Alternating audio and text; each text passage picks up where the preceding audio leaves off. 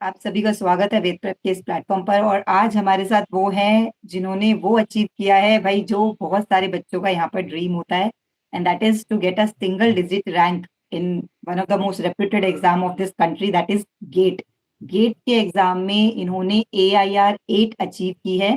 सौमित्र हमारे साथ है। और सौमित्र, सबसे पहले तो फर्स्ट ऑफ ऑल कॉन्ग्रेचुलेशन, बहुत बहुत दिल से बधाई, क्योंकि जो आपने अचीव किया है मुझे ऐसा लगता है कि बहुत सारे लोगों का वो ड्रीम होता है। और बहुत सारे लोग आज यहाँ पर ये जानना भी चाहते हैं कि आपने क्या किया इसके लिए और क्या आपकी पूरी जर्नी थी। एक टॉपर के मुंह से हम उसकी जर्नी यहाँ पर ये सुनना चाहते हैं, तो कैसा लग रहा है आपको? So first of all, I want to say that thank you for giving me this platform KM Academy to express my journey. तो पहले तो मैं बहुत खुश हूँ रिजल्ट से and I will share every single details which I used during my preparation and I am looking forward to it. Yes, the students are waiting for this actually. You क्यों अकेले इसमें? बिल्कुल मैम, स्टूडेंट हमसे ज्यादा इसकी आवाज सुनना चाहते हैं, जानना चाहते हैं कि इसकी जर्नी कैसी रही थी। क्योंकि इस सिंगल डिजिट रैंक के पीछे ना वो रातों की मेहनत छुपी हुई है, जिसको सब सुनना चाहते हैं कि क्या पढ़ा है, ऐसा क्या किया कि भाई कर दिखाया, एट बस लास्ट मैम, वो कर दिखाया। कितनी रातों की मेहनत को हम चाहते हैं भाई सौमित्र की आधे घंटे के इस सेशन में उस रात की मेहनत का तू निचोड़ बता दे इन सभी बच्चों को कि हाँ ऑब्वियसली बात है बेटा, कई रातों की मेहनत का रिजल्ट है कि ये तेरे को सिंगल डिजिट रैंक मिली है। उसके लिए सबसे पहले तो कॉन्ग्रेचुलेशन। सबसे पहले दोस्त अपने बारे में कुछ बताओ सौमित्र। हाँ, अभी आप क्या कर रहे हैं तो और कौन सा अटेम्प्ट था आपका ये? तो मेरा नाम सौमित्र सामंत है। तो मैं वेस्ट बंगाल पूर्व मेदिनीपुर डिस्ट्रिक्ट से बिलोंग करता हूँ। तो मैंने मेरा मास्टर्स किया है यूनिवर्सिटी ऑफ हैदराबाद से एंड उसके बाद मैं अभी PhD कर रहा हूँ in West Bengal. This is university of Bardhaman. तो ये एक स्टेट यूनिवर्सिटी है। तो ये मेरा एक शॉर्ट इंट्रोडक्शन है। मतलब ये शॉर्ट एक्चुअली जानते तो लोग आपको अब AIR 8 से जानेंगे। अब बस वो है कि हाँ, इंट्रोडक्शन अब आप अपना ये दे सकते हैं, मैंने ये किया, लेकिन जानेंगे तो लोग इससे कि भाई ये वो है जिसने AIR 8 लेकर आया था और हमें भी ऐसा करना है, ये और मोटिवेशन मैम, आप दे रहे ये हैं। एक स्टेट यूनिवर्सिटी का लड़का है। सबसे इंपॉर्टेंट बात ये है और कि स्टेट हैदराबाद यूनिवर्सिटी के एक यूनिवर्सिटी लड़के सर, ने। One of the most reputed नहीं, यूनिवर्सिटीज। अभी शायद PhD आई थिंक कहाँ से कर रहे हो बेटा, शायद वर्धमान यूनिवर्सिटी स्टेट यूनिवर्सिटी है वो हाँ कैसे। हाँ, स्टेट यूनिवर्सिटी है। तो एक स्टेट यूनिवर्सिटी से अगर एक बच्चा अगर सिंगल डिजिट रैंक लेकर आया तो कहीं ना कहीं बच्चे तेरी कहानी में बहुत इंटरेस्टेड होंगे, जानना चाहेंगे तेरे बारे में। सो सबसे पहले तो यही बताओ कि शुरुआत कैसे हुई थी इन सब चीजों की। तो एक्चुअली मेरा MSc चल रहा था हैदराबाद सेंट्रल यूनिवर्सिटी से। तो उधर का सीन ये है कि सारे मतलब रिसर्च में सारे इंटरेस्टेड है। तो मेरा रिसर्च में कुछ ज्यादा इंटरेस्ट नहीं था। तो मैं एक्चुअली इंटरेस्टेड था गेट, ये जो कॉम्पिटिटिव एग्जाम्स है इसके लिए। तो बेसिकली मतलब तब सीरियस नहीं था, तभी सेमेस्टर का प्रेशर था, बहुत सारा चीज चल रहा था। तो MSc में बहुत ज्यादा सीरियस नहीं था। But I started my preparation after the MSc mostly. तो MSc के टाइम पे एक बार एक्सपीरियंस लेने के लिए एग्जाम दिया था 2023 में, but that result is not good. मतलब हाँ विदाउट एनी प्रिपरेशन वो ऐसी वाला एग्जाम था ना, मतलब हाँ हाँ, बस ऐसे वाला एक्सपीरियंस लेने के लिए। तो उसके बाद ये मेरा था थर्ड अटेम्प्ट है। मतलब वो 2023 के बाद थर्ड अटेम्प्ट है। मतलब उसके बाद जो जैसे 3 आपने अटेम्प्ट है उसमें। मतलब आपने अपनी MSc पहले पूरी कंप्लीट की, उसके बाद आपने लगकर इसकी तैयारी की। तो तैयारी मतलब क्या क्या किया आपने? तैयारी में कैसे करते थे? कोई अपने जैसे कोई आपने बनाया हुआ था कि मुझे यहाँ से पढ़ना है, ये पढ़ना है? तो एक्चुअली मतलब आफ्टर MSc तो मेरा इतना फाइनेंशियल बैकग्राउंड स्ट्रांग नहीं था। तो मुझे पता था कि खुद से ही पढ़ना होगा, सब कुछ तो खुद से ही करना होगा। तो basically for my preparation I use the reference standard books and YouTube videos which are available free in YouTube. और यूज किया कोई reference any test series. So first of all, अगर स्टार्टिंग का बात करें तो फर्स्ट थिंग आता है सिलेबस कंप्लीशन का। तो पहला जो मेरा 2024 का अटेम्प्ट था, उसमें मैंने बहुत मेहनत की थी। मतलब सिलेबस कंप्लीट, मुझे मतलब 80 to 90% सिलेबस कंप्लीट करना। मतलब मैंने सिलेबस कंप्लीट किया, सबका नोट बनाया, शॉर्ट नोट्स बनाए। बट उस बार क्या हुआ कि मैंने सब जस्ट सिलेबस कंप्लीट में ज्यादा फोकस किया था। तो मेरा टाइम नहीं मिला, रिवीजन के टाइम नहीं मिला और प्रैक्टिस का ज्यादा टाइम नहीं मिला। तो उस बार रैंक ऑलमोस्ट 300 आया। मतलब आपने एक तरीके से अपना पहले पूरा कंटेंट यूट्यूब से जुटाया, और उसके अपने खुद से नोट्स बनाए, मतलब फर्स्ट अटेम्प्ट में आप ये टाइम निकाल पाए कि मैं पूरा इतना 80 to 90% सिलेबस एक तरीके से कंप्लीट करूं? हाँ, तो मैं बच्चों को यही सजेस्ट करूंगा कि अब आपका अगर पहला अटेम्प्ट है तो कोई आप केम एकेडमी या कोई भी इंस्टीट्यूट से जुड़ सकते हो, क्योंकि तभी आपको आपका सिलेबस कंप्लीट में हेल्प करेगा, आपका एक कॉन्फिडेंस मिलेगा कि कैसे ये सारे चीज होता है और कहाँ से क्वेश्चन आता है और क्या सीन है। तो मतलब मेरा वो बहुत टाइम हो गया है उसमें। वो सारी मेहनत थोड़ी-सी बच जाती है, बस उसमें ये है कि आप चीजें प्लान हो खुद जाती से है मैम कि कहीं ना कहीं हम लोग हाँ, उनके चीज़ें एक्सपीरियंस प्लान का फायदा उठा लेते हैं कि भाई कितना पढ़ना है, क्या पढ़ना है। हाँ हाँ, वही तो पहले वो सिलेबस कंप्लीशन में वो सबसे ज्यादा टाइम जाता है, and also you have to be consistent and discipline. तो कंसिस्टेंसी का पहले बहुत इशू था कि एक दिन पढ़ लिया उसके बाद 2-3 दिन ब्रेक, ऐसे नहीं होगा। आपको अगर रोज पढ़ना है, अगर आप 2 घंटे या 3 घंटे पढ़ रहे हो तो रेगुलरली पढ़ो। तो ये कोई मतलब exactly you get something return ऐसे मत सोचो, बस ये आपका कर्मा है, आपको करना है। अच्छा, जैसे एक ये चीज़ होती है, जैसे कोई फर्स्ट अटेम्प्ट में चाहे कि मुझे पहले साल में ही निकालना है, तो ऐसा हम्म। बोला जाता है कि भई 12 से 13 घंटे तो आपको पढ़ने ही पड़ेंगे एक दिन में। आप कितना एग्री करते हो इस बात को कि क्या इतना टाइम देना चाहिए? मतलब आपने कितना दिया आफ्टर जैसे सिलेबस कंप्लीट मान लीजिए हो गया है, सिलेबस हम्म। कंप्लीट एक बार आपके पास नोट्स हैं, उसके बाद की बात कर रही हूँ कि अच्छा नोट्स अच्छा। हैं, तो उसके बाद आपको कितना टाइम देना पड़ेगा? मतलब एक दिन में अगर आप करना चाहते हैं, लेट अस तो जो स्टूडेंट उसका सिलेबस कंप्लीट है, तो suppose in first attempt he completed his syllabus, suppose, and not a good result. After that attempt, the second attempt, he want to score a good result. तो उसके लिए पहले तो आपको पता है आपने सिलेबस कंप्लीट कर लिया, तो आपका अभी मेन फोकस होगा revision, because revision is the most important thing. आपका मतलब कुछ सिलेबस बाकी भी रह जाए, बट रिवीजन नहीं भूलना चाहिए। रिवीजन में बहुत मतलब जितने बार रिवाइज करोगे उसका जो एप्लीकेशन आप एग्जाम में उतर सकते हो, क्योंकि अनप्रिपेयर्ड होके आप कोई क्वेश्चन नहीं अटेम्प्ट कर सकते। तो बेसिकली मेरा यही वो कहना रहेगा कि आप रिवीजन में फोकस करो। सपोज आपके पास 6 महीने हैं, ठीक है, तो आप 4 महीने दे दो अपना रिवीजन, और जो पीआईक्यू प्रैक्टिस में पीआईक्यू भी बहुत इंपॉर्टेंट रोल प्ले करता है, क्योंकि पीआईक्यू से आपको आइडिया मिलता है कि कौन कौन सा टॉपिक से ज्यादा वेटेज है और कैसी लेवल क्या है, मतलब हार्डनेस क्या है। जैसे सीएसआर का नेट अलग है, गेट का लेवल अलग है, तो उससे आपको 4 मंथ तक आपको ओनली रिवीजन एंड पीआईक्यू देना है।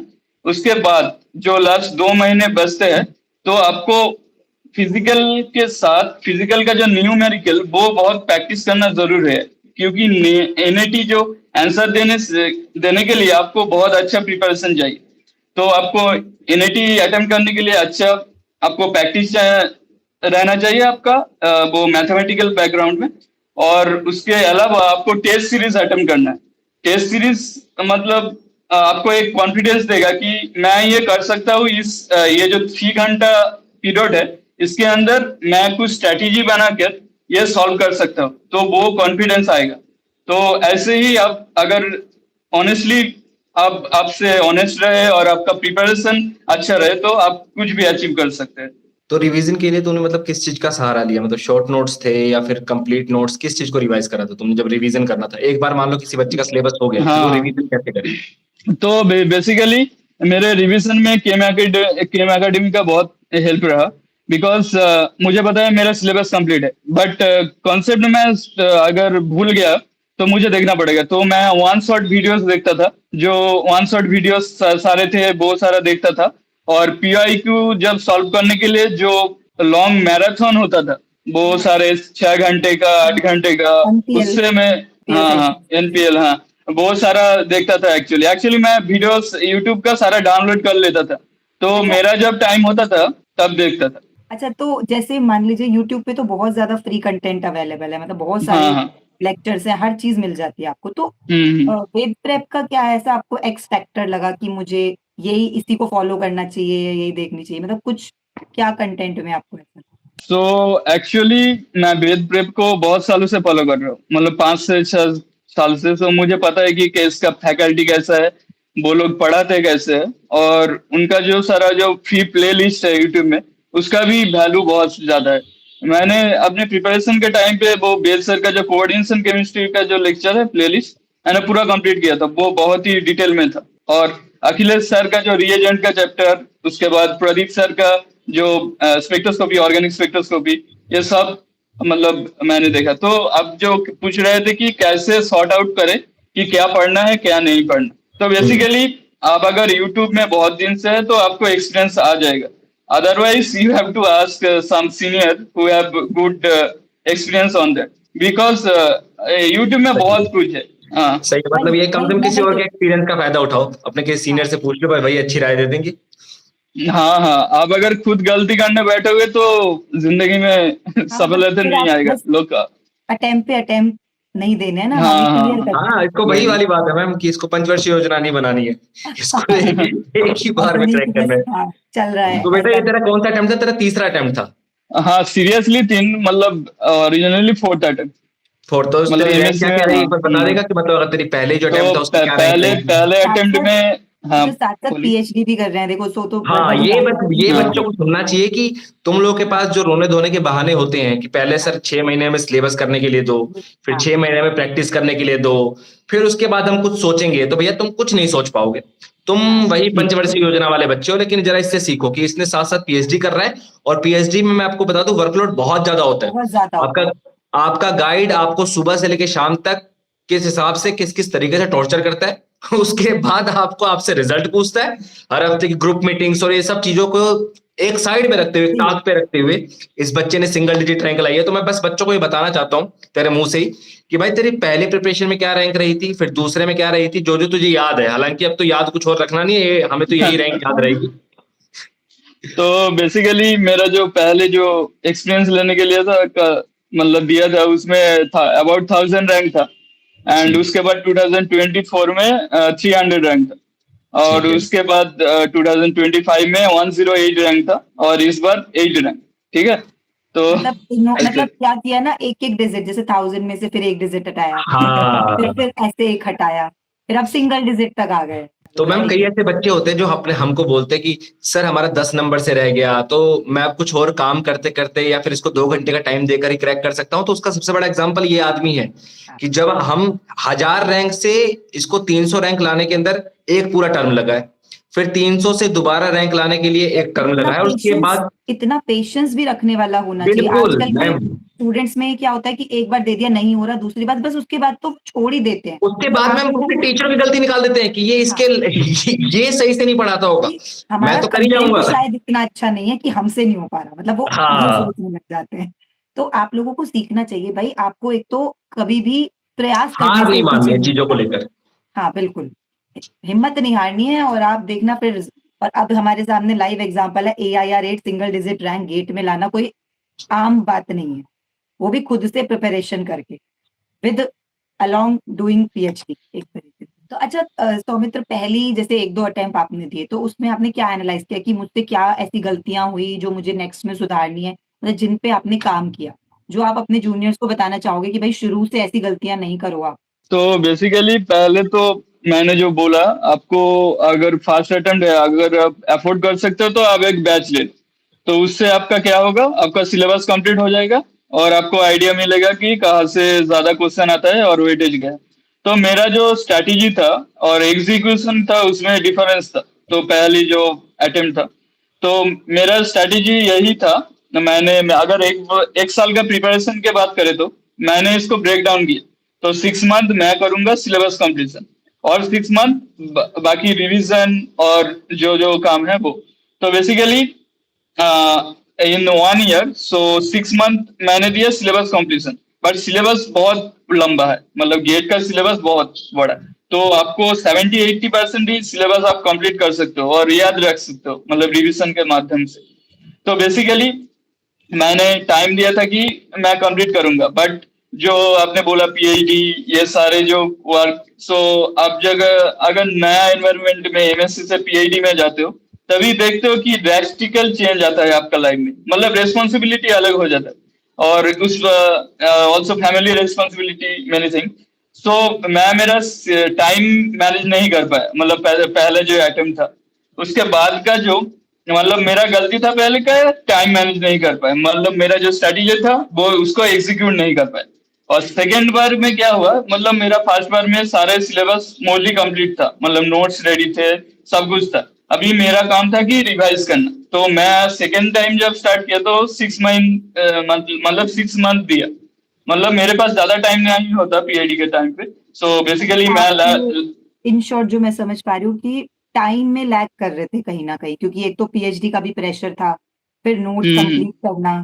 तो पहली एडवाइस सबको यही आप देना चाहोगे कि भाई किसी तरीके से पहला काम तो आप ये करो कि जिस तरीके से आपका सिलेबस सबसे पहले जल्दी से जल्दी कंप्लीट हो। हाँ, सिलेबस अगर कंप्लीट हो जाए तो पहला स्टेप है सिलेबस कंप्लीट।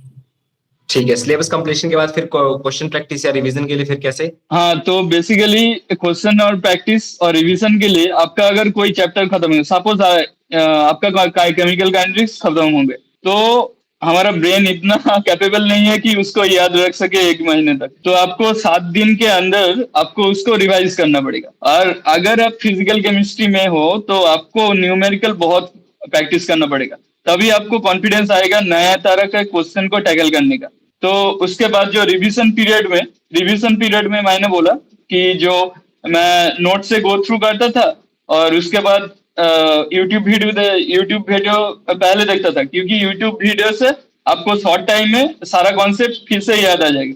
उसके बाद नोट से गो थ्रू करता था, और जो एक्स्ट्रा बचा हुआ कॉन्सेप्ट जो मेरा नोट में नहीं था वो रेफरेंस बुक देख लेता था। तो ऐसे ही मैंने किया। और उसके बाद का जो फेस है उसमें आपका जो पीआईक्यू के लिए मैंने वो ऑफिशियल वेबसाइट से पीआईक्यू डाउनलोड करके उसको प्रैक्टिस करता था। तो उसके बाद टेस्ट सीरीज, सो कोई भी any standard test series you can take. So उसमें कुछ ज्यादा नहीं है, बस आपको एक आइडिया मिलेगा कि आपको 65 क्वेश्चन सॉल्व करना है। स्टैंड कर रही है बेसिकली। हाँ, 3 आवर्स के अंदर आपको प्रिपरेशन मतलब 65 क्वेश्चन सॉल्व करना है। कैसे आपका स्ट्रेटेजी क्या रहना चाहिए, तो ऐसे ही। अच्छा, एग्जाम में 3 घंटे को कैसे यूटिलाइज किया आपने? अच्छा, तुम्हारे पास एक फैक्टर एप्टीट्यूड वाला भी होता है मैम शायद, कि भाई ने एप्टीट्यूड भी करना है, तो फिर तेरे तो एप्टीट्यूड का तूने कैसे उस 3 घंटे को कैसे बांटा तुमने?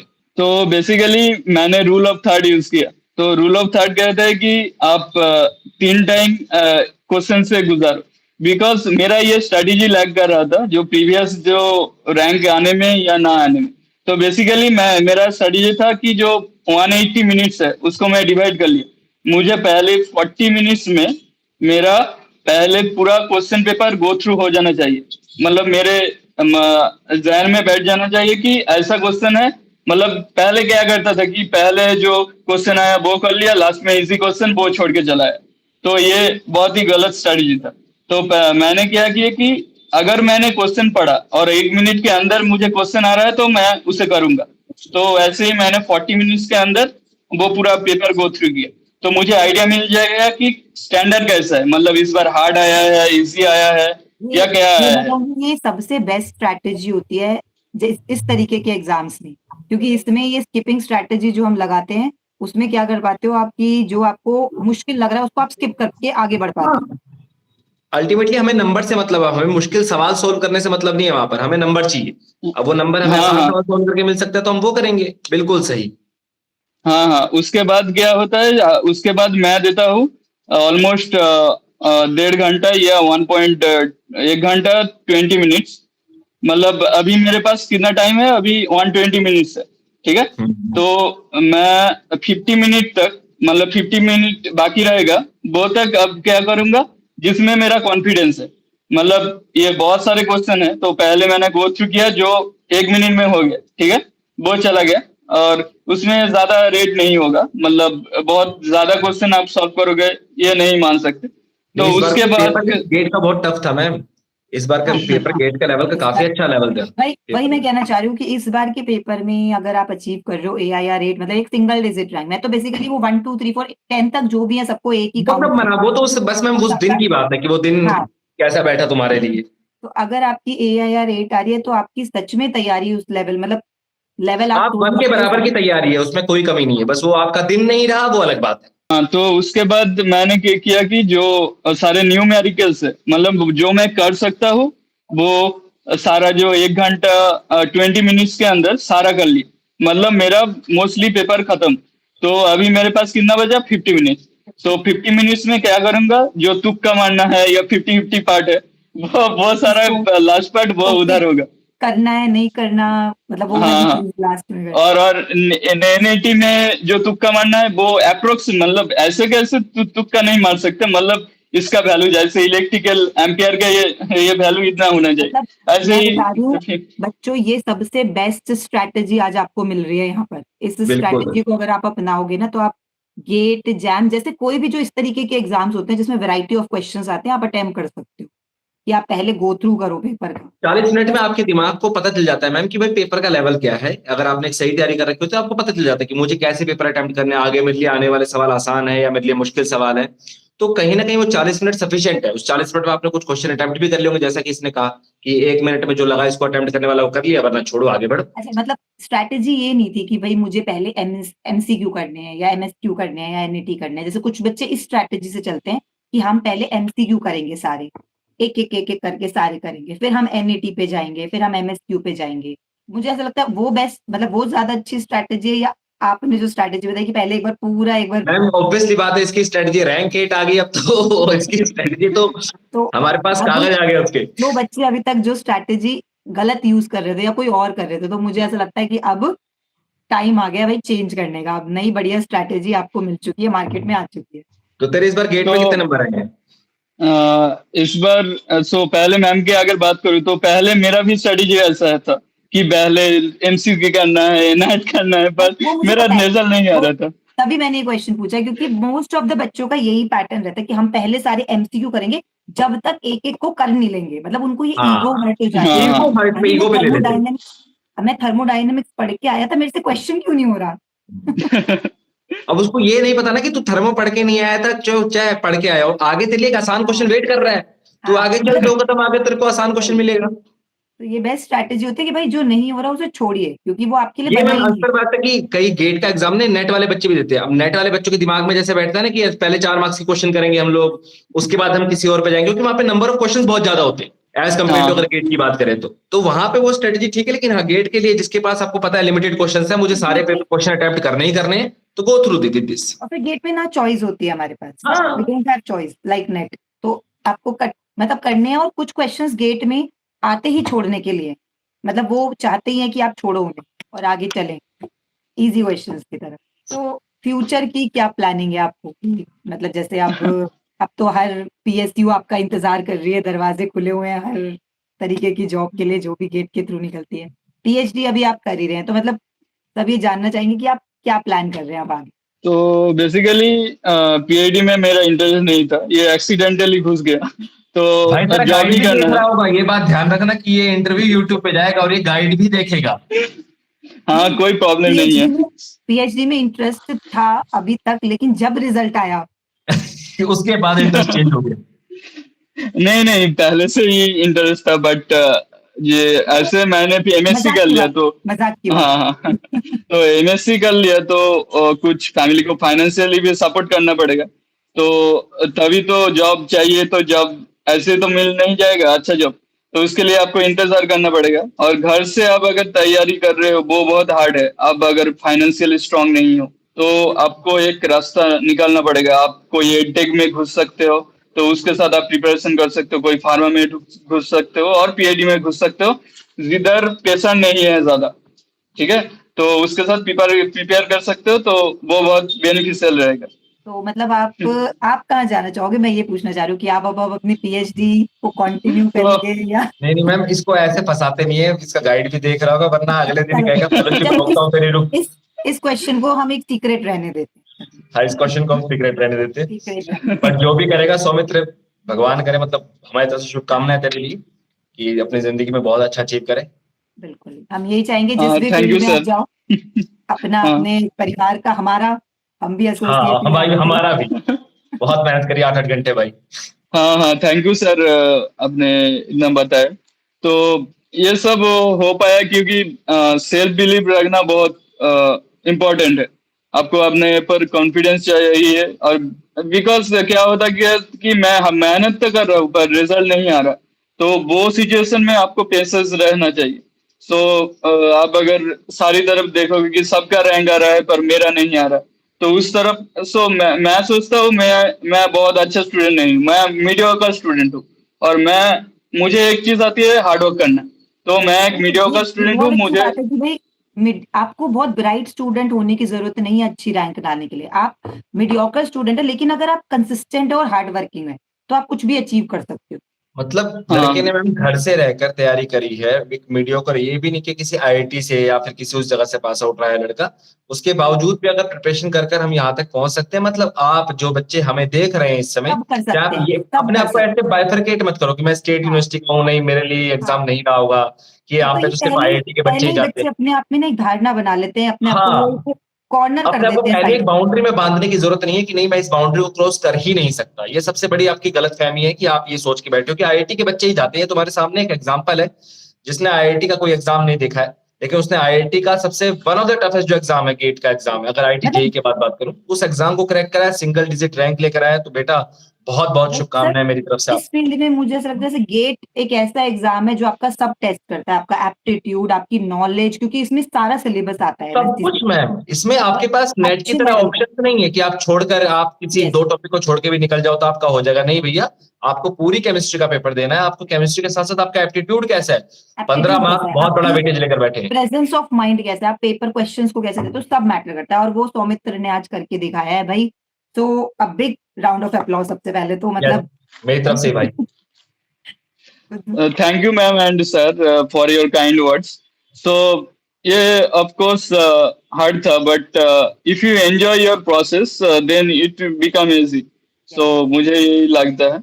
तो और एग्जाम के टाइम पे एक जो एटीट्यूड रहना चाहिए, वो लास्ट में बताना चाहता हूँ कि आपको ये नहीं, ये एटीट्यूड रहना चाहिए कि मैं बेस्ट हूँ, मुझे अगर ये सब्जेक्ट, ये चैप्टर से क्वेश्चन है तो मैं सब कर दूंगा, ये सारा एटीट्यूड नहीं रखना चाहिए आपको।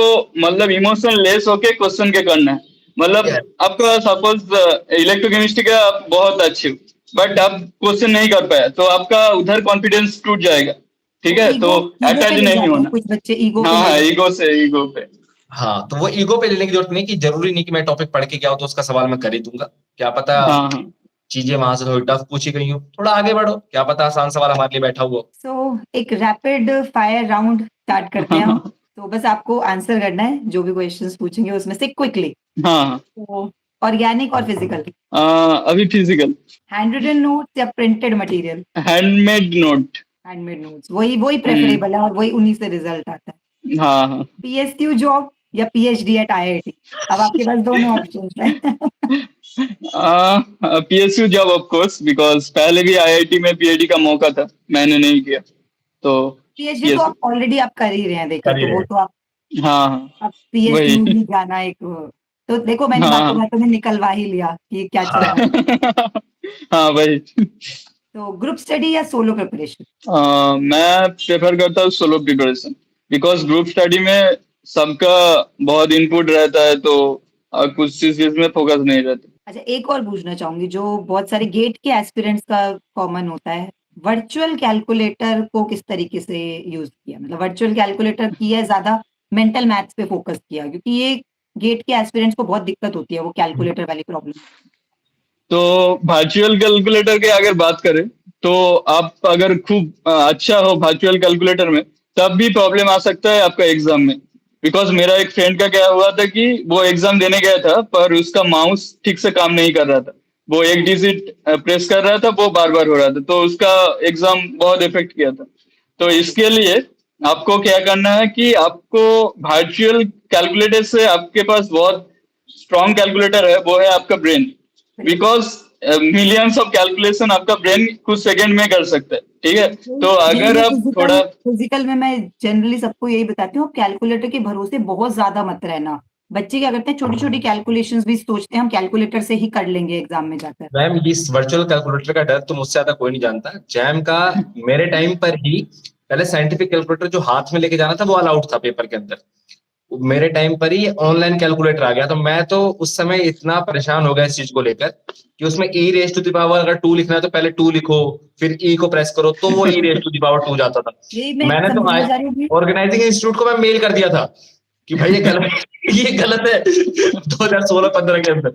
तो नहीं नहीं, बिल्कुल अपने ब्रेन के ऊपर पूरा फोकस करके रखो, क्योंकि ब्रेन आपकी कैलकुलेशंस को बहुत अच्छे से कर सकता है। उस चीज की प्रैक्टिस आप पहले से करके रखो। आप PYQ को सोल्व करते हो तो आप कोशिश करो कि कैलकुलेटर को अवॉइड करो, जितनी ज्यादा से ज्यादा कैलकुलेशन हो सके आप अपने दिमाग से सोल्व करो, प्रैक्टिस में पहले लेकर आओ उसको। चलिए, तो हाँ। मुझे ऐसा लगता है बहुत कुछ आपके जो अभी एस्पिरेंट्स हैं उन्होंने उगलवा लिया सीखा हमने। होगा। हाँ? बहुत कुछ उगलवा लिया इससे हमने। हाँ, मैंने बहुत कुछ हम लोगों ने मिलके बहुत कुछ आपसे ऐसा मतलब कहलवा लिया जो बच्चे यहाँ जानना चाहते हैं। भाई बिल्कुल। उनकी इतने सालों की मेहनत है कि उन्होंने किस तरीके से रैंक अचीव की, वो सोचो आप आधे घंटे के सेशन में आप लोगों तक लेकर आ रहे हैं। तो मुझे ऐसा लगता है इस सेशन की वैल्यू जितनी है वो वही जानता है भाई जो अभी एस्पिरेंट है और जो जूझ रहा है इन प्रॉब्लम से। जब उसको पता लगता है कि भाई हम ऐसे कर सकते हैं, तो मुझे नहीं लगता कि भाई वो नॉलेज आपको और कहीं मिल सकती है। और वो कोई कहीं ना कहीं टॉपर ही मैम बता अगर सकता हमें है। दूसरों की गलतियों से सीखने का मौका आधे घंटे की सेशन में मिल पा रहा है तो हम क्यों ना उसका फायदा उठाएं। बिल्कुल। हम बकायदा अपने उस जूझने की बजाय अगर आधे घंटे के सेशन से हमें फायदा मिल रहा है, सौमित्र अगर हमारा मार्गदर्शक बना पड़ा है तो क्यों ना उसका फायदा उठाया जाए, बिल्कुल उठाया जाएगा। तो इसी के साथ एंड करते हैं यहाँ पर सेशन। बहुत अच्छा लगा आपसे बातचीत करके, बहुत कुछ हमें भी जानने को मिला कि आगे हम अब क्या गाइड करें। और बहुत सारे मुझे ऐसा लगता है कि जो अभी एस्पिरेंट्स हैं, जो अभी एग्जाम देने वाले हैं, उनको भी बहुत सारी चीजें सीखने को मिली होगी।